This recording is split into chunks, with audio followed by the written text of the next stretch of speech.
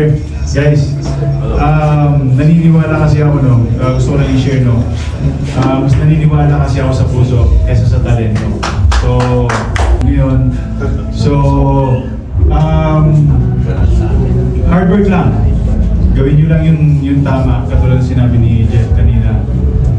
Di ba yung pagtawanan kayo ng mga tao na minsan, kung naririnig nyo may nagsasabi sa inyo na hindi nyo kaya, patunayan nyo yun, kayanin nyo yun.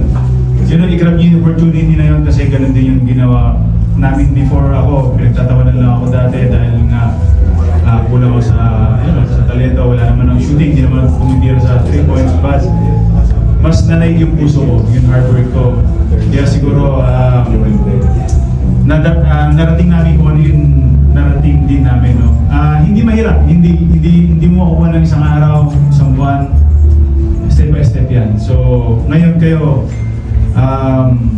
hard work lang, kung may pangarap kayo, kailangan yung gawin 100%. Kailangan nandun. So yun, good luck sa inyo at sana pray na someday makita namin kayo sa PBA.